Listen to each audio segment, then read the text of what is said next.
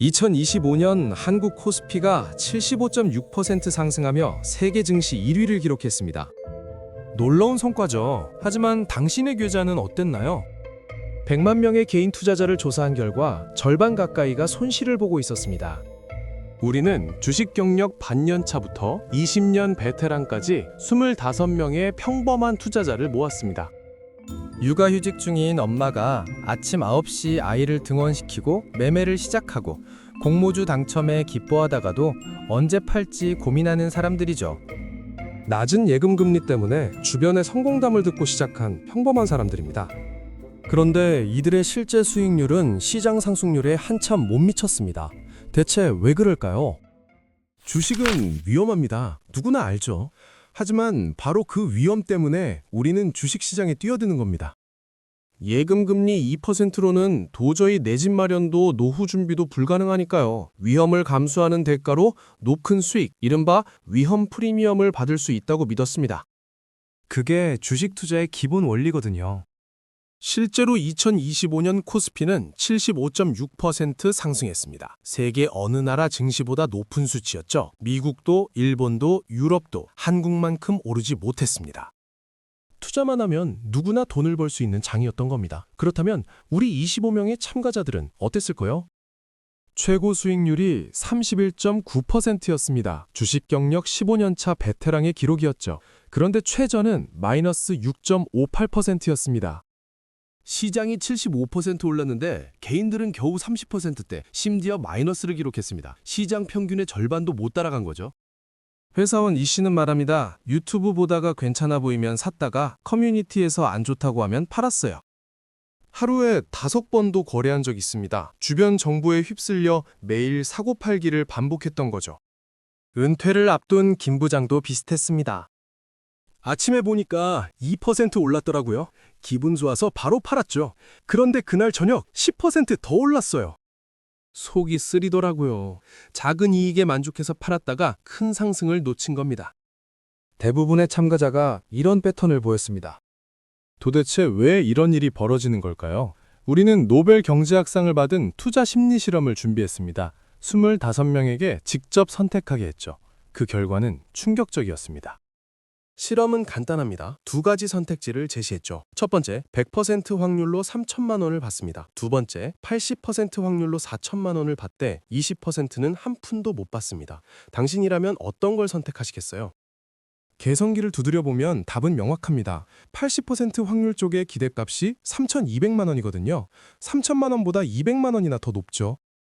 수학적으로는 두 번째가 이득입니다. 하지만 25명 중 19명이 확실한 3천만 원을 선택했습니다. 무려 76%입니다. 4천만 원은 솔깃하죠. 근데 만약에 20% 걸려서 한 푼도 못 받으면 어떡해요? 그 후회가 너무 클 것 같아요. 밤에 잠도 못 잘 거예요. 차라리 3천만 원 확실하게 받는 게 낫습니다. 직장인 최 씨도 비슷했습니다. 친구들한테 실험 얘기했는데 만약 제가 도박하다가 날렸다고 하면 바보 취급받을 것 같더라고요. 3천만 원도 큰 돈인데 왜 굳이 모험을 해요? 안전하게 가는 게 맞죠. 퇴직을 앞둔 이 과장은 더 솔직했습니다. 솔직히 4천만 원 받으면 좋지요. 근데 20%가 생각보다 높아요. 주사위 던져서 1이 나오는 확률보다 높거든요. 그거 걸려서 빈손으로 가는 내 모습을 상상하니까 그냥 3천만 원이 편하더라고요. 흥미로운 건 소수의 참가자는 달랐다는 겁니다. 전업 투자자로 전향한 신 씨는 주저없이 80% 쪽을 골랐죠. 감정은 빼고 숫자만 봤습니다. 기대값이 높으니까요. 이걸 100번 하면 결국 제가 이기거든요. 한 번의 운은 중요하지 않습니다. 결과는 명확했습니다. 사람들은 이익이 눈앞에 있을 때 더 큰 이익보다 확실한 이익을 선택합니다.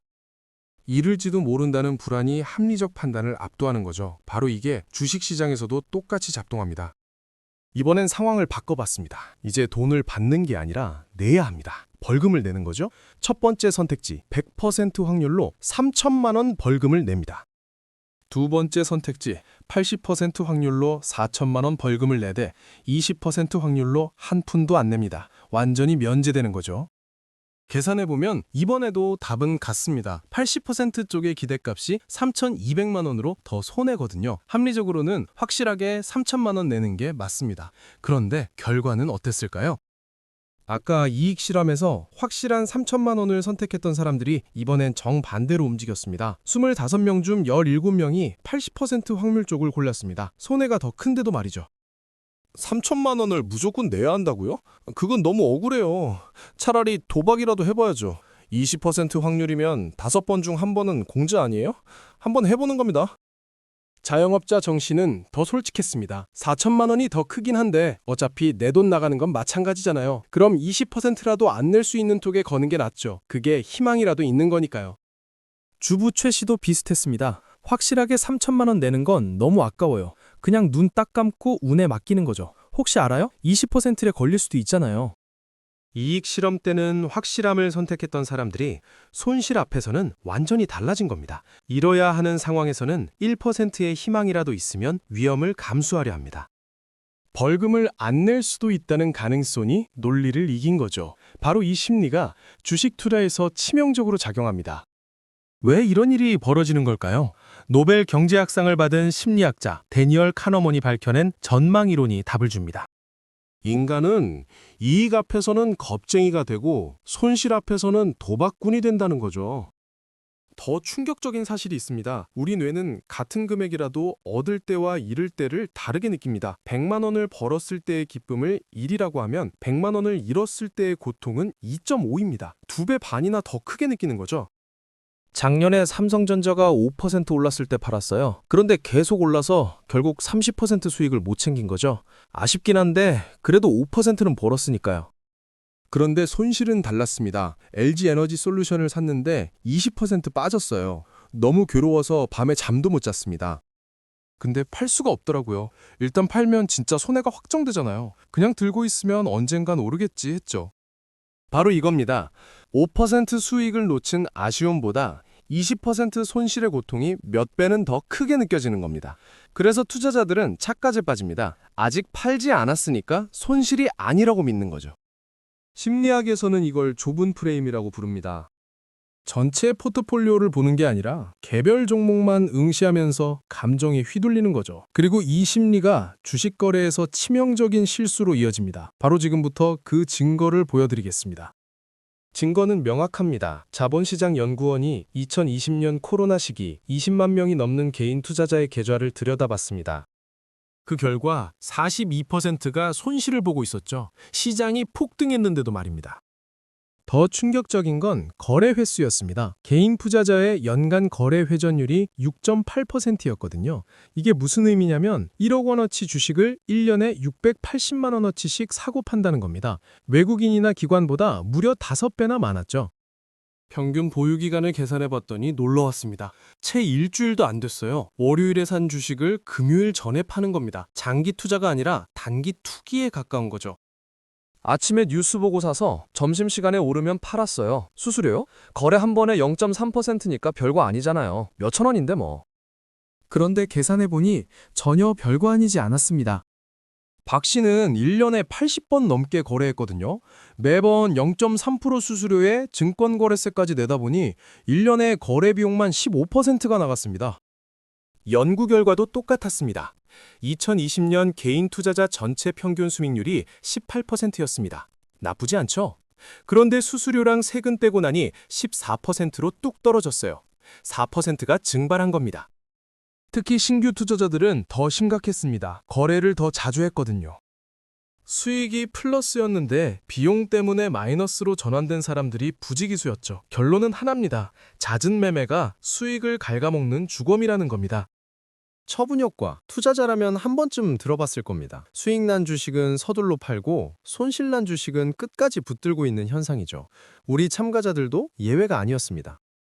데이터를 분석해보니 흥미로운 패턴이 나왔습니다. 개인 투자자들이 주식을 가장 많이 파는 시점이 언제일까요? 바로 수익률 0% 지점이었습니다. 마이너스 10%, 20% 찍고 있다가 겨우 원금을 회복하는 순간 지체 없이 매도 버튼을 누르는 거죠. 30대 직장인 이 씨의 사례가 대표적입니다. 카카오를 15만 원에 샀는데 계속 떨어져서 9만 원까지 갔어요. 3년 넘게 마이너스였죠. 그러다가 작년에 딱 15만 원 찍었어요. 그 순간 바로 팔았습니다. 왜 팔았냐고 물었더니 답이 걸작이었습니다. 너무 지긋지긋했어요. 3년 동안 계좌 열 때마다 빨간색 마이너스만 보이니까 스트레스였거든요. 원금만 건지면 된다 싶어서 바로 정리했죠.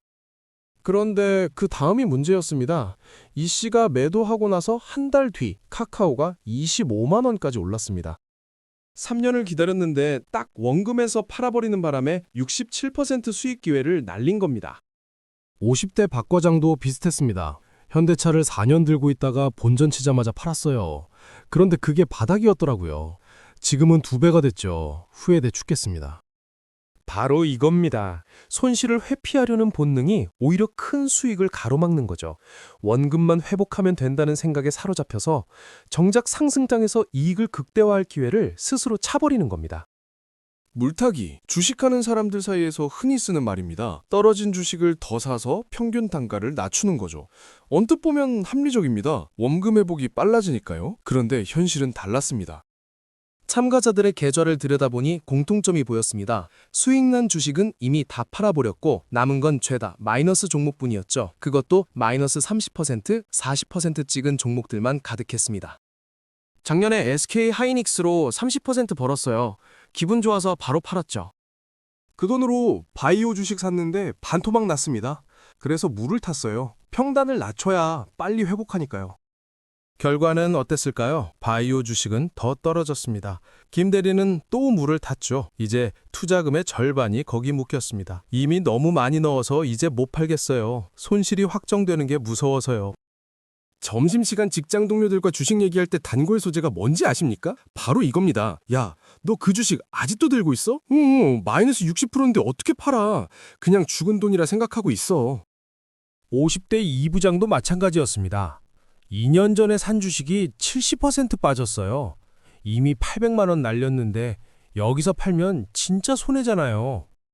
그냥 언젠간 오르겠지 하고 방치했죠. 근데 계좌 열 때마다 기분이 우울해요. 바로 이게 함정입니다. 수익 난 건 팔고 손실 난 건 물 타다 보니까 계좌에는 쭉정이만 남는 겁니다. 실현 손실의 고통을 피하려고 막연히 오를 거라는 희망에 매달리는 거죠. 그 사이 전체 계좌 수익률은 계속 악화됩니다. 이제 결정적인 실험을 할 차례입니다. 참가자들에게 가상의 포트폴리오를 보여줬습니다. A 종목은 20% 수익, B 종목은 10% 수익, C 종목은 10% 손실, D 종목은 20% 손실입니다. 그리고 질문했죠. 이 중에서 하나를 반드시 팔아야 한다면 어떤 걸 파시겠습니까? 여러분이라면 어떤 선택을 하시겠어요? 상식적으로 생각해보면 답은 명확합니다. 미래 전망이 어두운 손실 종목을 정리해야 맞죠. 하지만 결과는 정반대였습니다. 25명 중 15명이 그러니까 65%가 수익난 주식을 팔겠다고 답했습니다. 20% 오른 A 종목이나 10% 오른 B 종목을 매도하겠다는 거죠. 손실 종목은 그대로 두고 말입니다. 30대 주부 최 씨의 답변이 인상적이었습니다. 20% 수익 났으면 팔아야죠. 지금 안 팔면 내일 떨어질 수도 있잖아요. 확실하게 챙기는 게 맞습니다. 손실 종목은요? 언젠간 오르겠죠. 기다리면 되니까요. 회사원 박 씨도 비슷했습니다. 플러스 종목은 이미 올랐으니까 더 오를 게 없어 보여요. 근데 마이너스 종목은 너무 떨어졌으니까 이제 오를 차례 아닌가요? 바닥이잖아요. 하지만 소수의 베테랑 투자자들은 달랐습니다. 투자 경력 15년 차 신 씨는 주저없이 D 종목, 즉 20% 손실 종목을 팔겠다고 했죠. 이미 20% 올라간 주식은 뭔가 이유가 있어서 오른 겁니다. 반대로 20% 떨어진 건 그만한 이유가 있고요. 저는 승자에 베팅하지 패자를 응원하진 않습니다. 바로 이겁니다. 대부분의 개인 투자자는 수익을 빨리 확정하고 싶어 합니다. 그리고 손실은 인정하고 싶지 않죠. 이 심리가 반복되면서 시장 수익률을 따라가지 못하는 겁니다. 그렇다면 해법은 뭘까요? 전문 투자자들에게는 철칙이 하나 있습니다. 바로 스톱로스, 손절매 규칙이죠. 주가가 특정 지점 이하로 떨어지면 무조건 판다는 겁니다. 감정을 배제하고 기계적으로 실행하는 거죠. 전업 투자자로 전향한 신정철 씨의 원칙을 들어보겠습니다. 저는 매수할 때 이미 손절 가격을 정해놓습니다. 10% 떨어지면 일단 절반을 팔고요. 15% 떨어지면 나머지도 정리합니다. 예외는 없습니다. 왜 그렇게까지 하냐고 물었더니 이런 답이 돌아왔습니다. 손절은 팔 하나 잘라내는 고통이에요. 정말 아픕니다. 근데 안 하면 어떻게 되는지 아세요? 마이너스 10%가 20%가 되고 어느새 50%, 70%가 됩니다. 그때는 팔고 싶어도 못 팔아요. 실제로 우리 참가자 중 한 명이 그랬습니다. 처음엔 마이너스 5%였어요. 조금만 기다리면 회복하겠지 했죠. 그게 10%가 되고 20%가 됐습니다. 이제 와서 팔자니 손실이 너무 커서 도저히 버튼을 못 누르겠더라고요. 결국 60% 빠질 때까지 봤습니다. 그렇다면 구체적으로 어떻게 해야 할까요? 신정철 씨의 전략은 이렇습니다. 10% 떨어졌을 때 냉정하게 판단합니다. 회복 가능성이 보이지 않으면 절반을 먼저 팝니다. 그리고 지켜봅니다. 더 떨어지면 나머지도 정리하고요. 가장 중요한 건 자신을 아는 겁니다. 내가 감당할 수 있는 위험이 얼마인지, 내 성격에 맞는 투자 스타일이 뭔지 파악해야 합니다.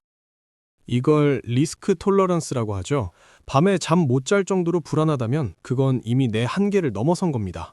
종목과의 궁합이 안 맞는 거죠. 그럴 땐 과감하게 정리하는 게 답입니다.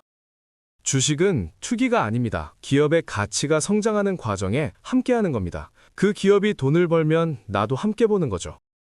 단기 시세 차익을 노리는 게 아니라 긴 호흡으로 동행하는 겁니다. 투자의 정답은 하나입니다. 내가 감당할 수 있는 위험만큼만 투자하고 그 결과에 책임지는 거죠. 밤에 잠 못 잘 정도로 불안하다면 이미 과한 겁니다. 우리는 이익 앞에서 겁쟁이가 되고 손실 앞에서 도박꾼이 됩니다. 이 본능을 이겨내야 합니다. 심리적 편향을 인정하고 원칙을 세우고 긴 호흡으로 자산을 운용할 때 비로소 안정적인 수익을 얻을 수 있습니다. 직접 겪어보며 쌓은 경험, 그게 진짜 실력입니다. 나에게 맞는 투자 방식을 찾아가는 여정, 지금부터 시작하시기 바랍니다.